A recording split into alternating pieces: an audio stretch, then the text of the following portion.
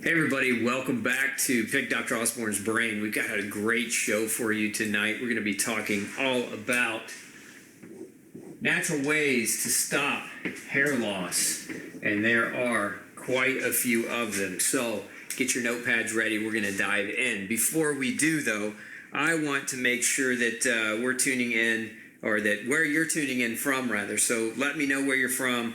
Chime in, say hello. And tell me where you're tuning in from in the world. I'd like to see how far we're reaching. Remember, our mission here is to help save 100 million chronically sick people. So don't forget to share this feed if you know somebody who's struggling with hair loss and needs some natural alternatives or help or something as a solution. And make sure you're sharing this feed with them as well. So let's see here. Looks like we got BJ from Minnesota and Marie back from Toronto. Eileen from the West Coast. Victoria, that's a unique spelling for Victoria, Tennessee. And let's see, Suzanne from New York and Cindy from Pennsylvania. Keep coming and let me know, folks. We got Jennifer from Phoenix, and we've got Jamie from Michigan. We got Karen from Scottsdale, Arizona. Lots of folks tuning in from lots of different places all over the country, all over the world. So again, welcome to tonight's show. Again, we're going to be diving into hair loss. And, you know, to start this off, I think it's important, before we talk about natural solutions, I think we really should be talking about, you know, what can actually cause hair loss and defining different types of hair loss. The two biggest types there are that I see, well, let me use that. Red is not showing up quite as well, so let's use some different colors here. Number one, we can have what's called autoimmune hair loss. Now, autoimmune hair loss is predominantly, there are different kinds of names. It's oftentimes referred to as alopecia, and there's alopecia universalis, there's alopecia areata. Think of autoimmune hair loss as almost like a patchy development of hair loss. I've got a really good image of a person who's had autoimmune hair loss. We'll see if we can pull that up here in just a second for you. But when you're thinking of autoimmune hair loss, generally the hair loss itself, it's not hair thinning. So let's clarify. You know, in the second type, it's thinning because the hair's not regrowing. No regrowth is different, because we all have natural hair loss. Hair falls out. But if we don't have adequate regrowth, then the hair, it starts to thin, and over time it gets thinner and thinner and thinner and can create problems. So whereas alopecia hair loss of an autoimmune variety is going to be where the hair follicle itself is destroyed by your immune system, and what that leaves is it leaves a very, very smooth skin behind. So think of it as, it's almost like a very, very smooth, it's usually in circular or nummular-like patches. So we get big patches of hair loss that occur as a result of a damage to the hair follicles by the immune system, and that feels almost smooth as a baby's butt. If you've ever changed a baby's diaper, baby skin's very, very soft. Well, that's what the area where autoimmune hair loss occurs, that's what that skin feels like where that hair loss occurs. So autoimmune hair loss, thinning, or regrowth. And of course, there are a number of different things that can cause autoimmune disease, and if you followed me for any length of time, you should go back, if you haven't, and watch some of the segments I've done on the causes of autoimmune disease, because there's 4 general causes for autoimmune disease. One is infection, one is food, one is chemical exposure, and one is nutritional deficiency. So those are 4 of the main triggers for autoimmune disease or alopecia. And so as a food category, now just let me know when we've got that picture we can pull up, because I like to show that so that people can get an idea for what that actually looks like. But again, you've got different causes, being food, chemicals, nutritional deficiency. And interestingly enough, nutritional deficiency fits both categories here. Nutritional deficiency fits that category as well. Nutritional deficiency can cause autoimmune disease, but it can also cause a thinning of the hair or a lack of regrowth of the hair. And we'll talk about that here in just a minute. And then in addition to that, you've got microbial imbalances or infection. And so let's talk about these things and how they can contribute to hair loss. In an autoimmune way, these things can all serve as triggers for the autoimmune response. So they can cause a dysregulation in the way the immune system perceives your own tissue, and that can lead to an attack on your tissue. But one of the other things that infection can do, and this actually, infection falls in both categories as well, is it can lead to lack of regrowth, but it can also lead to autoimmune alopecia. Again, think of autoimmune alopecia as nummular, so like patches, almost circular-like patches of hair loss, whereas if you think of hair thinning, it's the hair's not growing back. Again, very important distinctions, but infection, let me spell it properly for you, infections can create this nummular loss by inducing, or the inducement of autoimmunity, but can also cause a lack of hair regrowth or thinning. And one of the reasons why is the immune system needs protein to function. All of your antibodies, a lot of your immune chemicals are made from protein. And so what happens with an infection is your immune system is ramping up to try to deal with the infection. So it's producing antibodies and other chemical compounds that are protein-based to help fight that infection. And when you've got an acute infection is one thing. So like a short-term, a few days, you've got an acute cold or acute flu, it's generally gone within a couple of weeks. You're not going to see a ton of hair loss in that type of time frame as far as the thinning of the hair. But what you will see is if you've got a chronic infection and your body, like a chronic Lyme infection or chronic H. pylori infection or chronic Klebsiella or chronic yeast overgrowth, these are all things that the immune system is stealing the protein, okay, it's sequestering the protein from the diet to build the weapons to try to win the war against the chronic infection. And it's not prioritizing hair regrowth. Remember, what is your hair? Your hair is made out of protein. It's made out of collagen protein. And so if your protein is being burned up by your immune system, your hair growth is not looked at by your body as a priority. So your body prioritizes protein going to the immune system, prioritizes it away from hair. We'll see in a lot of chronically sick people, especially with chronic infection, we'll see a lot of hair thinning where they won't have the regrowth. So the no regrowth occurs as a result of chronic infection, but chronic infection can also stimulate, again, an autoimmune process. Now, one of the most common forms of autoimmune disease that causes hair loss, of course, is the family of alopecia-based hair loss diseases. But there are other autoimmune diseases that can also contribute to hair loss in different ways. This is where it kind of gets somewhat confusing. So we think about what can cause thinning of the hair or prevent the regrowth of hair, right? We know that nutritional deficiencies can. I just mentioned that we said infection can, okay? But what about disease states? One of the disease states, for example, is hypothyroidism. Now, here's why it can get confusing, because there's a caveat here. This is an autoimmune disease if it's something like Hashimoto's.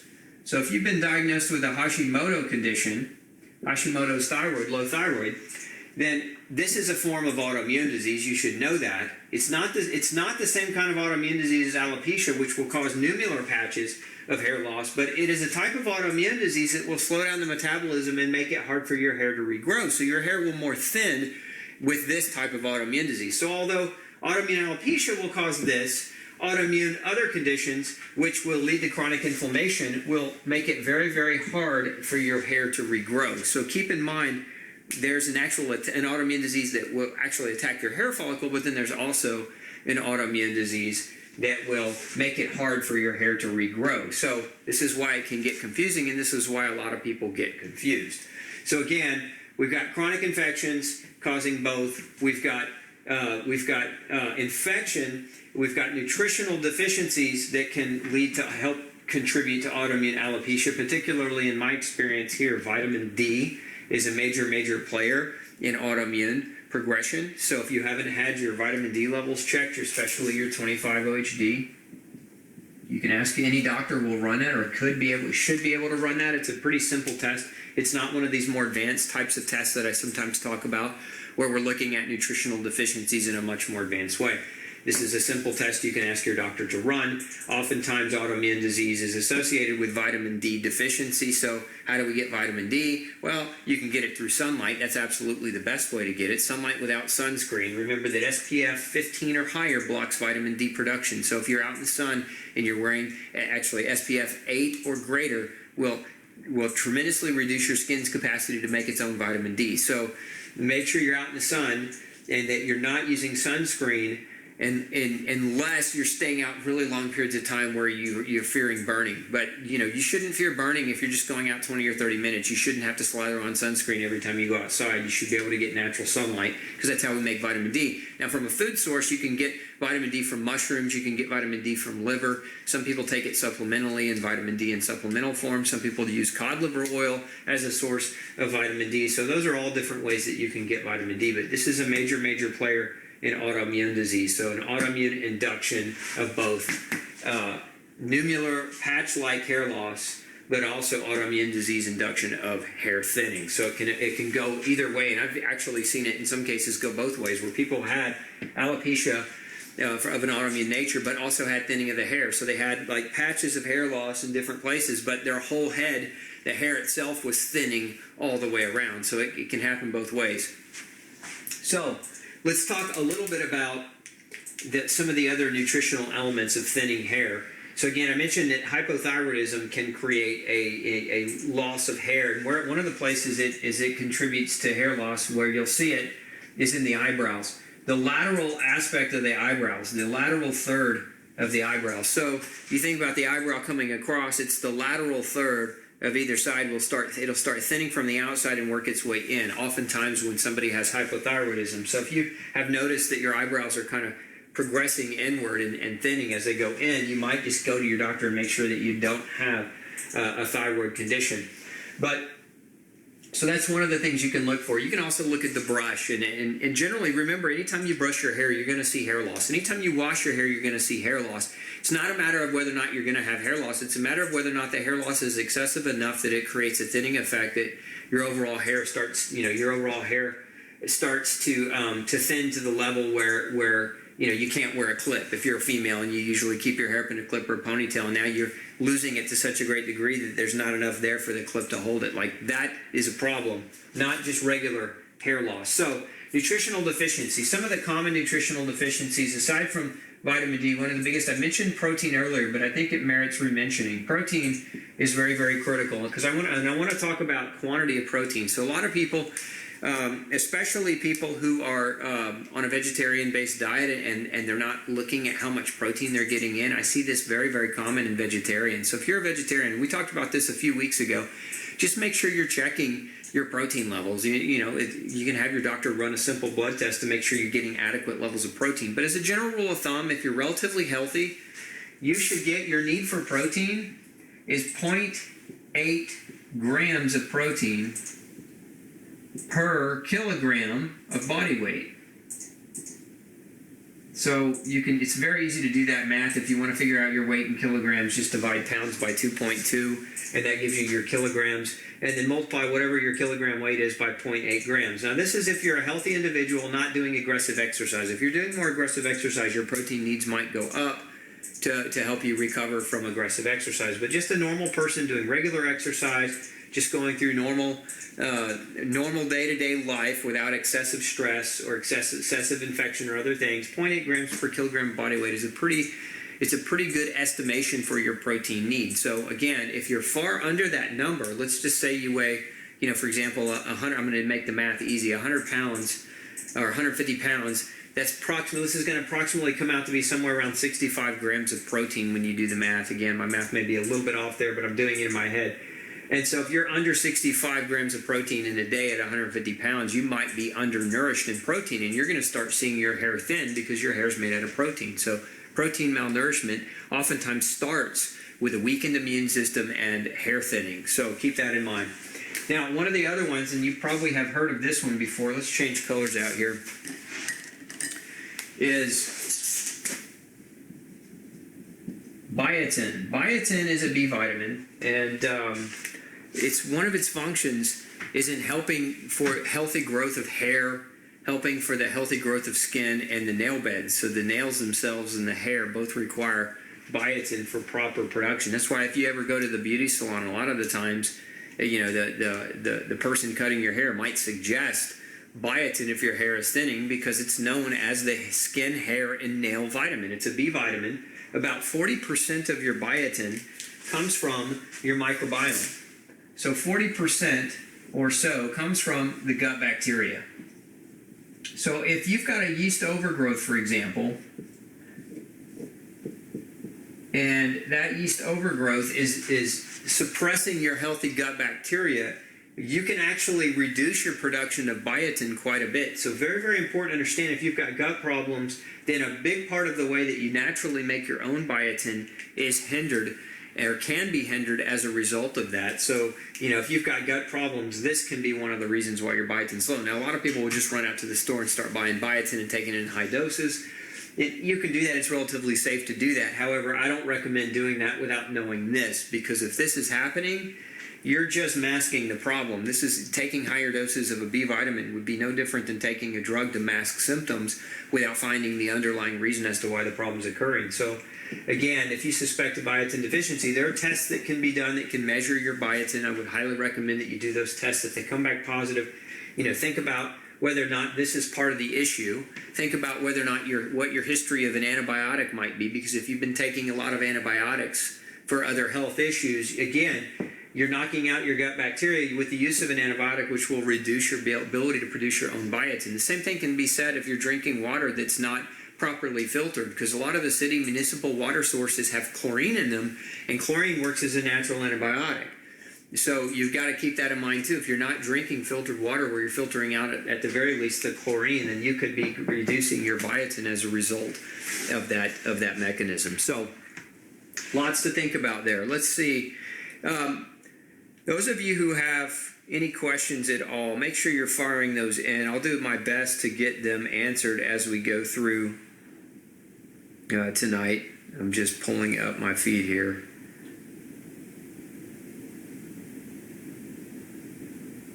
Oh, Sandy says, where do I like people's vitamin D levels to be? Ideally between 70 and 100 if you have an autoimmune condition. Now, if you don't have an autoimmune condition, 50 is adequate enough. But if you're struggling to try to recover with autoimmunity, I really strongly recommend that you look to keep them around 70, between 70 and 100. Okay, let's see here.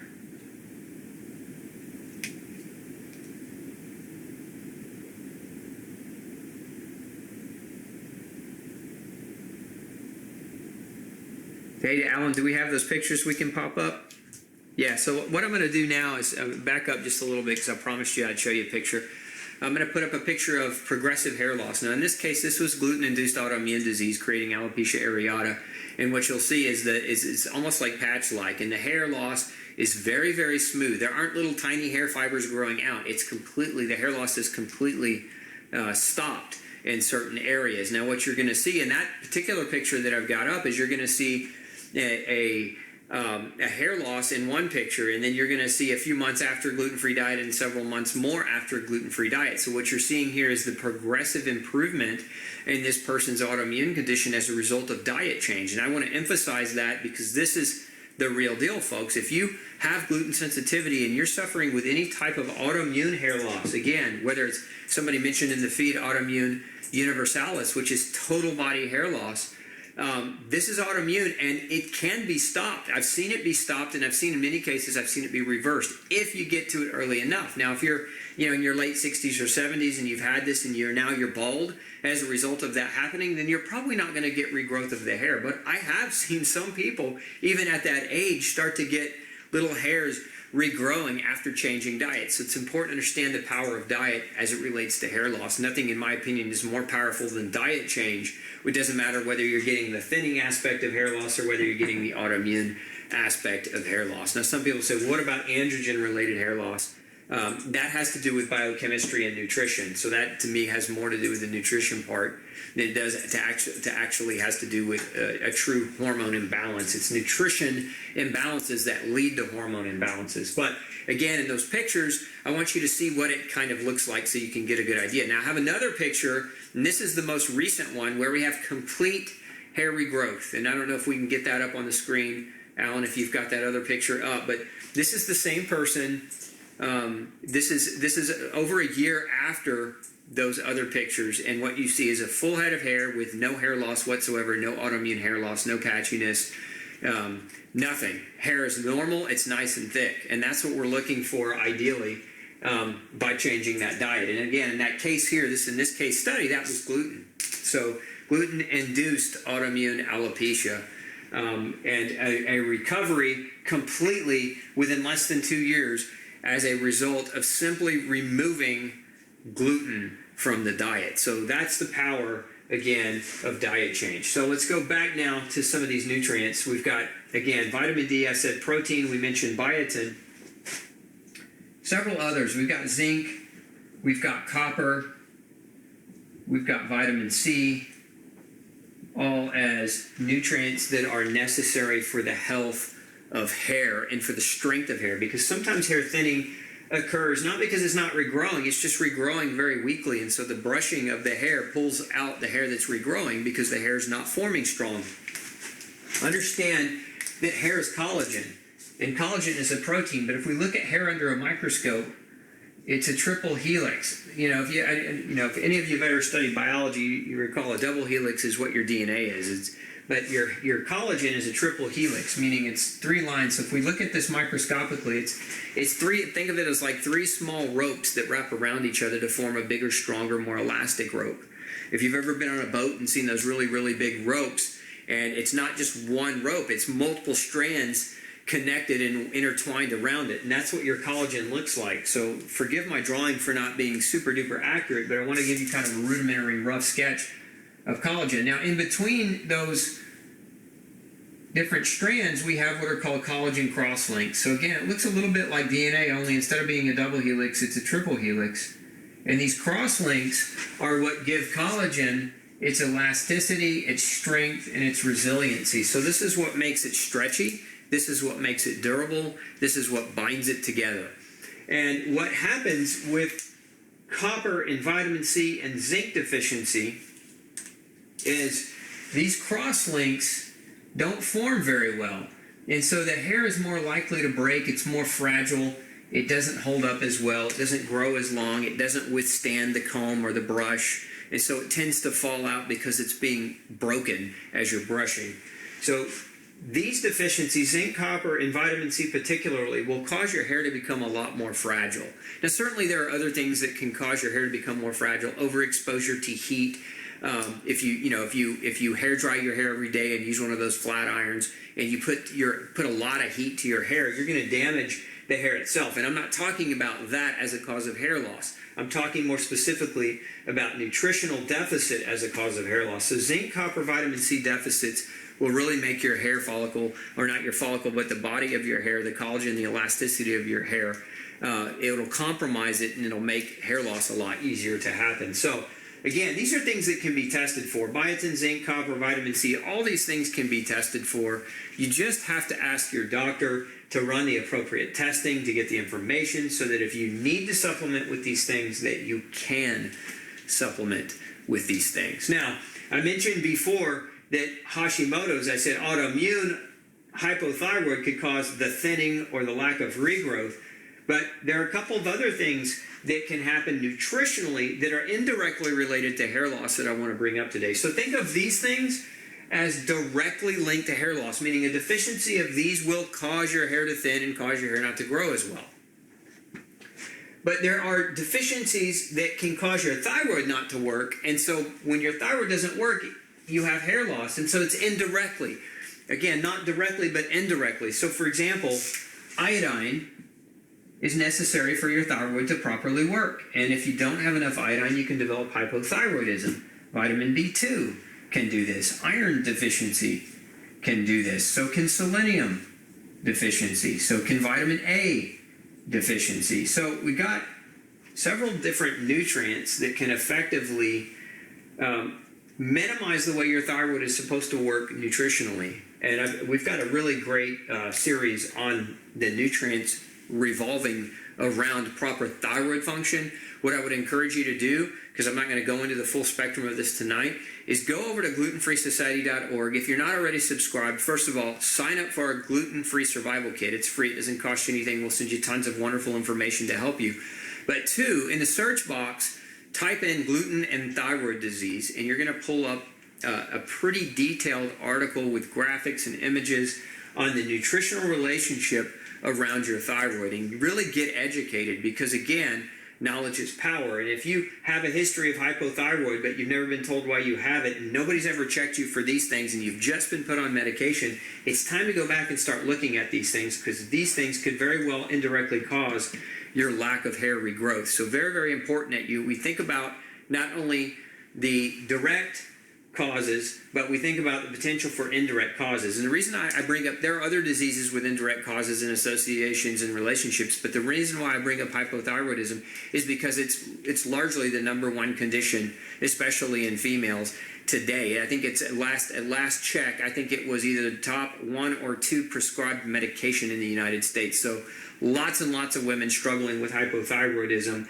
And lots of those women have not had this looked at, have not had that looked at. And so very, very important that that you have that opportunity to understand that, so that you can move forward in a confident way. Let's see here. Okay, Cindy's chiming in. What about, she says this is information to prevent hair loss. What about getting hair back once it's gone? Yeah, it's possible to get the hair back. Now, again, if you're talking about autoimmune hair loss, I showed you a case study of perfect examples where that's possible, where you actually get hair regrowth. If you're talking about nutritional hair loss, then what we're talking about is supplementation or change in diet, meaning you put the right foods in your diet that contain the right nutrients. Now, that being said, one of the other factors that I'm going to point out, I mentioned chronic infection. It's chronic inflammation. And so again, if we look at where a lot of people will fail to regrow their hair after they've, considered some of these things, is they fail to consider other reasons why they might have chronic inflammation. And so, for example, cigarette smokers, people who overconsume alcohol, who drink every day, people who overtrain in their activities and their exercise. So people who overtrain can create a state of chronic inflammation. That's actually a very, very common cause of hair loss in high-level female athletes who overtrain, is that as they're training to build new muscle, their body's prioritizing muscle growth over hair gain, and so they're losing their hair slowly, and it's becoming more and more thin. So chronic inflammation, and sometimes we don't think about exercise as a form of inflammation. We don't think about other basic habits that we might have, like drinking a glass of wine at night, or other basic habits that we might have that could also lead to inflammation. So you have to consider some fundamental factors in your life that could be contributing to inflammation. Food is the biggest one in my experience. If you're eating fast food, if you're eating processed food, if you're eating frankenfood, if you're eating food that contains preservatives and dyes and other things that are known to contribute to leaky gut and help to trigger inflammation, food's an easy change, in my opinion, especially if you're talking about the pain of hair loss versus the pain of changing your diet. Which one is greater? Would you rather be bald, or would you rather change what you eat? And then chemical exposure is another one of those. I've seen people that developed hair loss as a result of being allergic to the compounds or products in their shampoo. As a matter of fact, I had one time somebody came to see me, and they had a lot of inflammation in their scalp. They had a lot of eczema, and they were using an anti-dandruff shampoo. And one of the ingredients that they were actually allergic to was selenium sulfide, which is the primary ingredient in dandruff shampoo. So they were actually reacting to the shampoo that they were using to cut down on the dandruff that they had on the eczema, not realizing that the eczema itself was a form of inflammation, but also a form of autoimmune disease. And that set up that cycle of, again, the immune system needs protein. So when you have chronic inflammation and you don't know why, and you're not covering or disclosing that source, then your immune system will keep using that protein, and it will not prioritize your hair growth. So you got to keep in mind that anything that you're doing that could be contributing to chronic inflammation, you want to really dive into what that might be so that you can avoid it. Okay, let's go down the list here.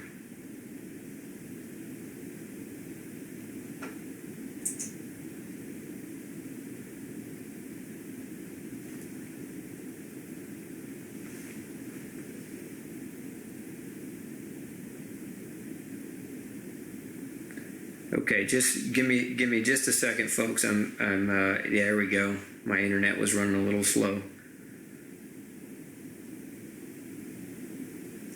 Oh, I like this. Stephanie says, Stephanie Guerrero Wanik, and if I pronounce your name improperly, I apologize, but she's asking about fasting and hair loss. I love that because, here we just got done interviewing Dr. David Jockers for the Fasting Summit coming up here. And, fasting is one of those things that, yes, it definitely can create hair loss, but let's talk about the caveat of that. So fasting is not so much going to cause hair loss if we're talking about intermittent fasting.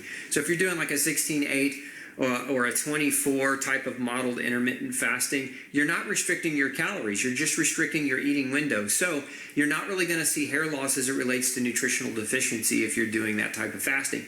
Now, if you're doing a whole lot of long-term fasting, and I know a lot of people who are going on these 3 days and 5 days, these really, really long fasts, and they're doing it to basically to try to reset themselves. And understand when you do that repetitively over and over and over again, yes, you can become malnourished. That is one of the risks of those prolonged multi-day fasts where you're just water fasting.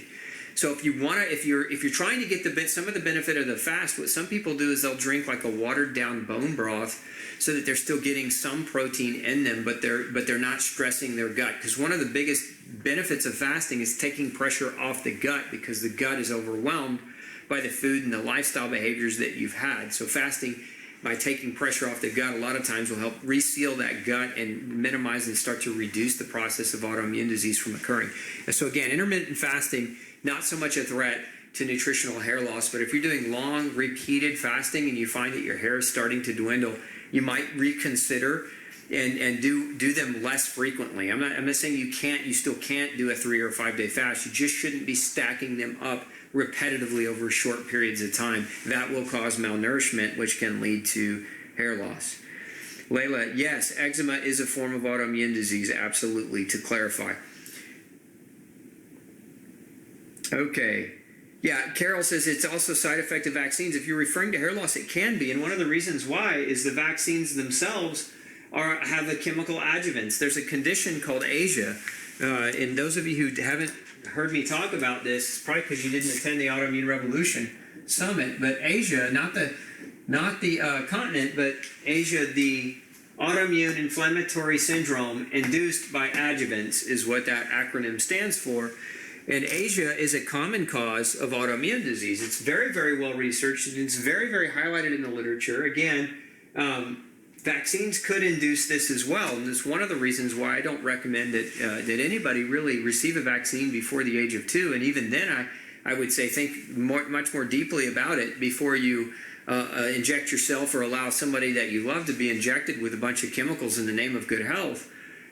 It's because the immune system hasn't fully evolved yet, and so in infants, this problem can be even worse. The issue, though, with infants is they can't complain. Like, they can't speak. They can only cry. They can't communicate. They can't talk. They can't say, yesterday I felt just fine, Mom, and today I feel like my body is falling apart. They don't have that communication capacity. So I certainly don't recommend doing those injections before they have the ability to communicate with you or to communicate to the doctor. Much less than that, I don't really recommend them at all. But that's between you and your child, and you and your doctor. And I'm not, unless you want my hardcore opinion on it, I'm not gonna alienate anybody here.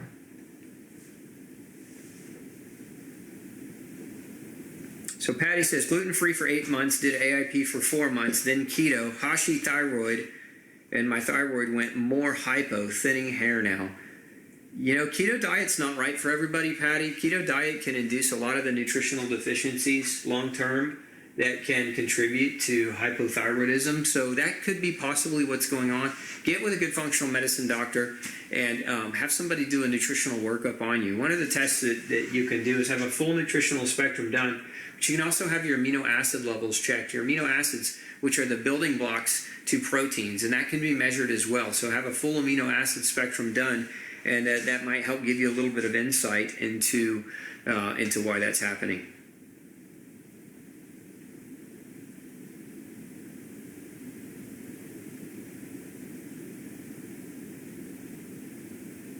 Let's see here.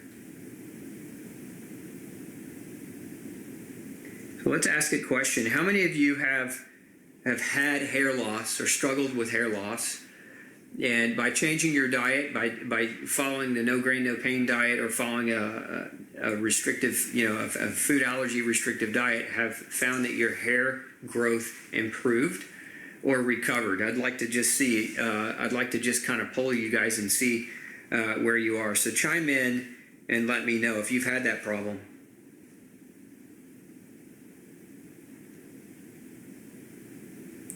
Looks like somebody's asking about vertical ridges in the nail. Don't mean a whole lot. Vertical ridges in the nail can mean, in some cases, mineral deficiency.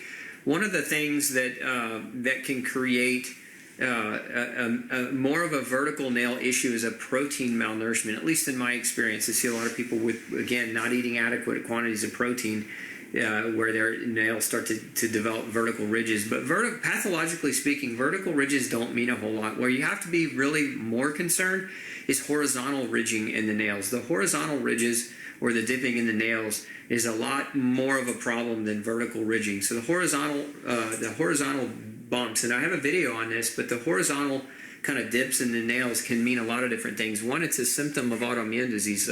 There are conditions like psoriasis and psoriatic arthritis where we'll see that very, very common, the pitting in the nails, the horizontal pitting, but also anemias. Anemias like B12 deficiency, iron deficiency anemias, where we'll see what's called spooning of the nail, which again leads to a horizontal grooving in the nail bed. Now, the other thing that can happen is, especially with selenium deficiency, it's not so much a ridge, but it's a splitting back or a peeling up. So the nail will start to peel back from the tip, and you won't be able to grow them out long. They'll get weaker and weaker and weaker, and that's mineral deficiency, but particularly we see it with selenium deficit. Every once in a while, somebody with a selenium toxicity. I had a couple people in the past who were taking supplemental selenium in mega doses, really, really high doses for very, very long periods of time, and selenium toxicity can actually lead to peeling back of the nails as well. So both of those things. I wouldn't so much worry about the vertical ridging, though, in the nails.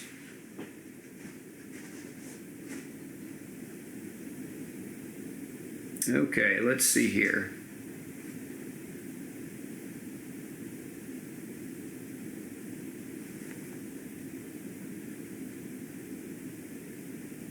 Let's see. We got lots of questions on... Janice says, I'm losing hair, but I don't have patches. Could it be from having no hormones? Well, that's a broad question. So, yes, you can have hormonal induced hair loss. There definitely is such a thing as hormonally induced hair loss. But again, you have to ask the fundamental question, what are hormones made out of and how are hormones regulated? So your body has a genetic code in it, embedded in it, that tells it to make hormones. Where that code goes wrong, or where you start to struggle with producing adequate quantities of hormones, is when you're not nutritionally sound, or when you're eating things that interfere with hormone production, or being exposed to things that interfere with hormone production. For example, phthalates that are found in plastics. That's why you'll never see me. You'll see me, that's metal, that's stainless, and it's made here in the US of A. It's not one of these Chinese versions that have the potential for lead contamination. So you want to drink out of glass, or you want to drink out of stainless. Phthalates are in your plastics, and so many people drink out of plastic water bottles. Those phthalates can leach in, and phthalates are hormone disruptors. Pesticides can be hormone disruptors. So yes, you could have hair loss as a result of a hormone imbalance, but you've got to ask why the hormone imbalance is occurring. And oftentimes that's either a nutritional deficit or that's chemical exposure, and the chemicals that you're taking in or getting exposed to act as hormonal interferences. So they can disrupt the way that your hormones are supposed to work. Doris asks, is selenium and silica the same? And the answer is no. Silica is one of the most abundant, actually it is the most abundant element in the Earth's crust. Silica is also very, very important. As a matter of fact, some waters, especially like well waters or artesian well waters, have higher levels of silicate in them. And silica can be very, very healthy for hair and nails, but it's not the same thing as selenium. Selenium is an essential nutrient. It's a mineral that you get from eating things like Brazil nuts or chard. Red Swiss chard especially is very, very rich in selenium. So selenium is necessary to drive your thyroid function. It's also very, very important to regenerate your liver's glutathione sources. And selenium is also very important because it helps keep your blood thin. So it helps keep the inflammation in your blood and your platelets from clotting too easily, so it helps take pressure off your heart. Your heart doesn't have to beat quite as hard if your blood's not super thick, and selenium deficiency will increase your blood viscosity. So two different things, selenium and silica, two very, very different things.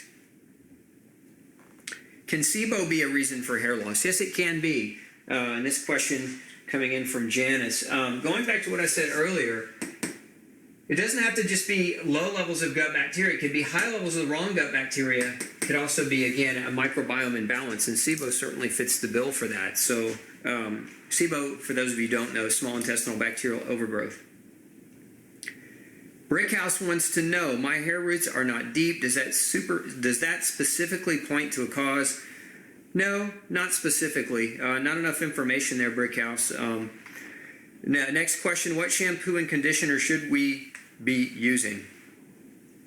Preferably an organic, natural one without sodium lauryl sulfate, SLS. SLS is what makes shampoo and soaps very, very sudsy. But it's not healthy for humans to lather all over their body. So look for something that's, as a very bare minimum, SLS void. Now, one of the places you can go, because there are a lot of different brands that are out there that can be used, but there's a really great website, ewg.org. They grade cosmetics and they grade hygiene-based products, and they kind of give them a score based on the different types of agents that are being used to make them. So you can visit ewg.org, and you can find some recommendations for some pretty good and low chemical or no chemical shampoos. Can light therapy help for systemic hair loss? Yeah, it can. And this is going back again to what I was talking about with vitamin D and getting out in the sun and making sure you're getting adequate sunshine exposure, because that's one of if you're talking about systemic hair loss, like total body hair loss, we're talking about autoimmune disease, and vitamin D being one of the biggest agents that we know of involved in the generation or the kind of the precursor to autoimmune disease for many people is vitamin D deficit. Okay. So Sandra wants to know, what doctor should you see to have your hair loss looked into? Your primary care said it's normal. Sorry, I disagree. I disagree too, Sandra. When we start normalizing illness, we're in big trouble. And that's what the rest of the world has done. If you look around, most people are sick and they've normalized it. So they continue to normalize their bad behaviors that got them there because people fear making change, right? It's hard to change your diet. It's hard to eat right. It's hard to exercise consistently. It's hard to have habits when the rest of the world has the opposite of that and they look at you like you're crazy. So I'll get off that horse. Look for a functional medicine doctor. Just the best thing you can do is Google search functional medicine doctors in my area, and begin the process of investigation in that way. Could heavy metals in seafood be a factor? Ima wants to know. They can be, but again, get tested for heavy metal toxicity before you quit eating seafood, because there's a lot of wonderful benefits to eating seafood. And when people get in trouble, it's not because necessarily they're eating the seafood so much as it because they have a plethora of other bad habits where they're not able or capable of detoxifying very well from heavy metals. So before you just wipe seafood off of your diet list, I would say, get tested first to see whether metal is part of your problem or not. And because mercury and some of the other heavy metals can interfere with some of the minerals that are necessary to help your hair grow strong.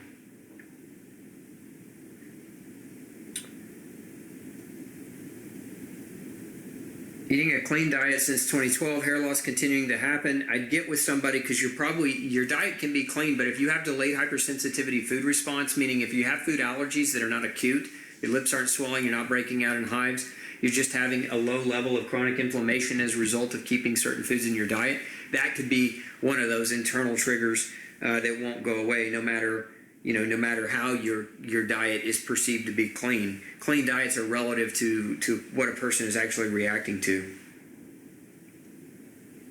Yeah, like this, Zoe says, low ferritin was the biggest cause of my hair loss that contributed to lower thyroid function also. And it does. Iron. Ferritin is stored iron. And a lot of times iron helps you convert your T4 to T3. It's very, very important for the activation of your thyroid hormone. And that can definitely lead to thyroid hair loss. Thanks for chiming in, Zoe.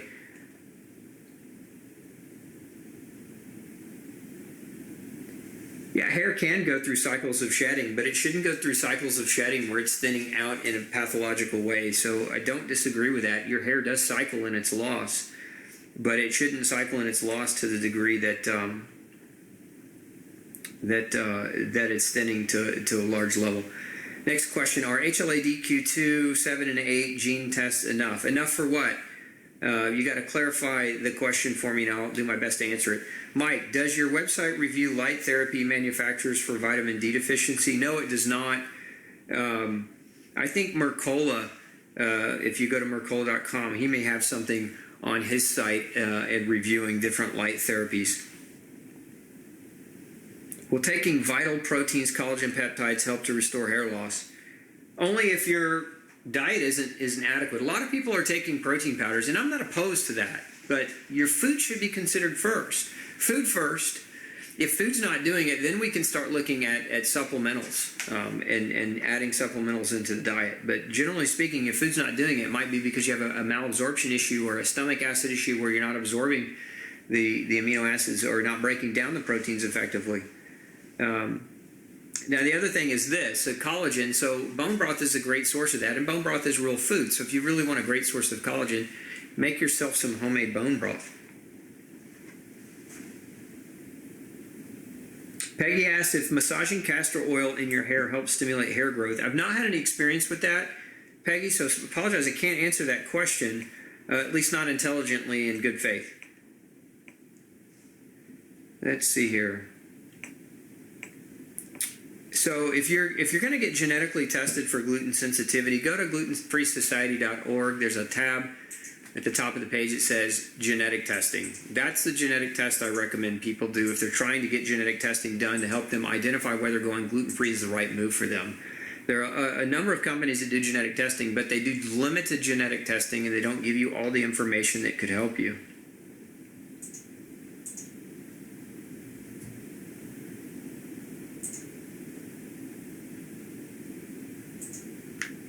Do enzymes help with hair regrowth? They can if you are deficient in protein and you're taking protein enzymes like proteolytic enzymes that help you degrade protein in your GI tract. So if your gut is kind of broken, say kind of broken, that's a loose term, right? But if your gut's not properly functioning and breaking down protein because you have low stomach acid and low digestive enzymes because of your diet, many people with gluten sensitivity have years of gluten-induced damage to their GI tracts, and so their absorption is part of their issue, and that includes protein. So yes, protein-based enzymes or proteolytic enzymes can very much help you assimilate the nutrients better from your food, and that can in turn help support normal hair growth. I would recommend, if you're looking for a good digestive enzyme, if you're looking for a proteolytic, there's one I recommend called Matrizyme, Matrizyme. You can find that on Gluten Free Society. The other one I recommend is called Ultra Digest, which is a digestive enzyme that's got a number of different enzymes. It's a full spectrum enzyme that helps you digest carbs, fats, and protein. Thoughts on silica and diatomaceous earth? I don't think you need to eat diatomaceous earth. There are therapeutic reasons to use diatomaceous earth, but I don't think hair regrowth is one of them. Silica, a number of people will take silica-based supplements to improve their hair growth. Again, well water or artesian water is one of the best sources of silica in the diet. So question, I'm concerned heavy metals sequestered in cow's bones will leach out into the bone broth. So this isn't really a question, it was just a comment. And the reason why I'm reading the comment to mention it is because, look, go for grass-fed, free-range organic, and don't live in phobia about the metals in the bone. If we could make that argument about every single food item that we eat, for example, thallium, grown in organic soil can be, or let me reverse that, kale grown in organic soil can be high in thallium, which is a toxic metal. And by saying that, that means never eat kale again. No, we can't take that attitude. There are a lot of different foods that naturally contain metals. There are a lot of different herbs, there are a lot of different plants that will pull those things from the soil. And you can't live in fear that you're going to become contaminated with them. you can't live in fear that you're going to be contaminated with them, because then you're going to run out of things to eat. We've got to have things that we can eat. We've got to have choices that we can make. Now, that being said, there's certain things that, that I've talked about in the past, for example, like rice, because of its super high contamination of cadmium and lead as a result of the pesticide use and other things. So that's a little bit different. That's not natural accumulation. There's one other example that I would caution you about in this regard if you have a thyroid problem. If you don't have a thyroid problem, not so much of a worry. But if you have a thyroid problem, you've got to be real careful if you're an aggressive tea drinker, because a lot of your teas, even your organic teas, can contain higher levels of fluoride naturally. Again, it's not something that you have to have a panic or a fear about, but it's something you should know, because if you're iodine deficient and you're drinking a lot of tea that contains fluoride, you could actually make that iodine deficiency worse, and you can induce a hypothyroid state as a result of fluoride and iodine, because they compete with each other for uptake into your thyroid. So if your fluoride's high and your iodine's low, that could create some thyroid problems. But don't worry about what's in. I mean, you should worry about your food, and you should think intelligently about your food. Let me reframe that. But you shouldn't live with a phobia that just because you're going to do bone broth that there could be some heavy metals stored in that cow. As long as you're sourcing your animal from a qualified farm where they're doing it right, where they're feeding the animals right, where they're allowing them exercise, allowing them sunshine, allowing them grazing, and not just force feeding them a bunch of grain that's contaminated with pesticide and other chemicals and other metals. Okay, so when you're looking for your bones, just choose the right bones. I think I just answered that question. April just asked that question about lead being reduced in bone broth. Yeah, that's correct, Layla. So fluoride in tea leaves, that's black tea, like your black teas and green teas, but not in your herbal teas like chamomile or lemon balm. There's a company, we have a link, I think, on Gluten Free Society in our resource section under food. But there's a company that we recommend where they test their tea. They meticulously test their tea for biotoxins and fluoride, and they pick their tea leaves very, very early before they've had an opportunity to accumulate fluoride. So if you really want to keep your tea and you love your tea and you have a thyroid problem, check that company out. They're a really good company. I think we could put a link up in the feed for the tea if you could do that for me, Alan.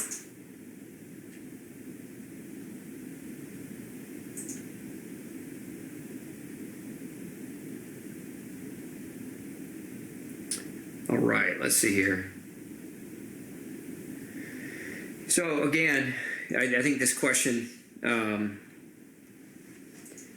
somebody's asking about gray hair, and let's talk about that, because there's some things that we can do for gray hair if it's not too late. So like, I'm not talking about the gray hair if you're 70 years old and your hair started to gray. I'm talking about if you're 30 years old and your hair prematurely turned white over some massive event of stress that you went through in your life, like a major illness or the loss of a loved one, or just some major form of stress.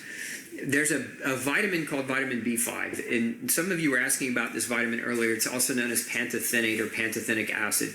And vitamin B5 is also known as the anti-graying factor. It actually won a Nobel Prize for this discovery. The biochemist Roger Williams discovered that in mice with brown coats, if you took the B5 out of their diets, their coats would turn gray.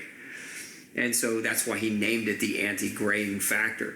But some people with tremendous quantities of long chronic stress start to develop premature graying of their hair. And one of the best preventatives is to make sure that you're getting adequate vitamin B5, especially during times of stress. So if your life is super stressful, maybe you're a college student and it's the toughest year you've ever had, you can supplement with a little bit of extra B5. And one of the ways I recommend you do that is with a high-quality multivitamin that contains a B vitamin complex in it. Something like Ultra Nutrients or Multi-Nutrients. Those are going to contain B5. It's going to get you adequate quantities of B5 to help kind of support you as you go through stressful points in your life and prevent that premature graying. Now, as far as reversing gray hair once it's there, I've seen it happen. I've seen that happen in some cases, but the vast majority of cases, at least in my experience, I've not seen people be able to totally reverse their graying hair. I've seen cases where people started getting their nutrition dialed in and the progression of graying slowed down, meaning they were graying a lot quicker and then that progression slowed down and stopped. or not stopped, but just slowed down dramatically, so they weren't seeing it come up quite as frequently. There's another area where we'll see a graying hair in a patternistic-like format, and that's called the flag sign. So if you've got, and we see this mostly in vegans, it's a sign. It's just a little, like almost like a square patch of gray hair. Usually, it's on the temple. It's not on. It's usually not on both sides. So it's not like this bilateral graying of the hair, but it's like a flag, and it's just gray in one area. That oftentimes is a sign of either B12 deficiency or protein malnourishment, or can be. So if you're eating a vegetarian or vegan diet and that has happened to you, that very possibly could be the reason why. Again, this is why I did that show on vegetarianism a few weeks ago, because I wanted you guys to have, those of you who were following a vegetarian or vegan-based diet, I wanted you to have some skill sets and some ideas on what you can monitor to kind of help keep your health at the top of its game. Okay. Yeah, cortisone, on that note, somebody chimed in about cortisone. On that note, cortisone can create premature graying of the hair. Cortisone can, especially chronic use of corticosteroids. So like if you've got eczema, or if you've got asthma and you're doing a steroid inhaler, or if you've got chronic pain and you're taking oral steroids for any length of time, like great lengths of time, you're actually, over time, you can create problems in your own ability to make your own steroid. And that, again, that can lead to adrenal fatigue, as it's sometimes called, and that adrenal maladaptation can lead to a premature graying of the hair. Because remember what your adrenal glands help you do. They help you cope and adapt to stress. And so if your adrenal glands are being told to shut down their production of natural hormones because you're taking them orally, then you're going to lose your ability to cope and adapt to stress. And again, stress can also cause premature graying of the hair. So we've got to keep that in mind. So corticosteroid long-term use definitely create a problem.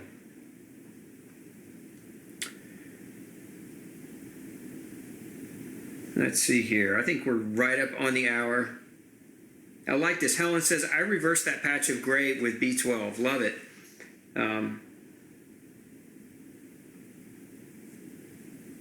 Okay.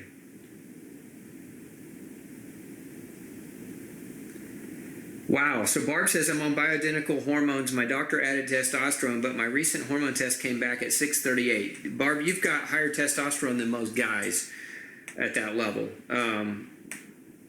If your hair's falling out, boy, that would be the first thing I'd do, is call that doctor up and have a long conversation about whether or not that medication is inducing it. Because if your level's that high, that would be my suspicion. That would be at the top of my list of suspicions. You're probably converting that testosterone to DHT, dihydrotestosterone, which can damage hair follicles and create androgen baldness. It can androgen pattern baldness. So male pattern baldness can happen as a result of overtaking testosterone or steroids. And you see this in a lot of bodybuilders who will inject the steroids, is they'll start to develop that male pattern baldness aspect as a result of too much testosterone converting into DHT as the body's system's trying to clear it out.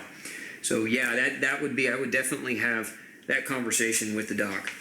All right, so that's going to do it for tonight on hair loss. What I'd like you to do, if you haven't, again, go over to Gluten Free Society. Make sure, if you haven't, sign up for our gluten-free survival kit. If you're not subscribed to our channel, make sure you subscribe. youtube.com/glutenology. Just hit the subscribe button, and there's also a little bell at the bottom of this video. That bell, if you hit it, it's going to make sure that you get notified every time we go live. And I want to really, really encourage you to hit that, and here's why. We have got a lot of very, very special unannounced videos coming your way. We're going to be doing a lot this year to help educate you and get you more information, and we're not always going to be announcing it. So we're trying to get you in the habit of making sure that you're getting notified through that YouTube or through that Facebook as soon as we go live. That way you can jump on and get this information. So if you're not sharing, make sure you share. If you're not liking, make sure you like. Actually, throw me some hearts. That's even better. And we will see you next Monday for another episode of Pick Dr. Osborne's Brain. Have a fantastic week. Take care.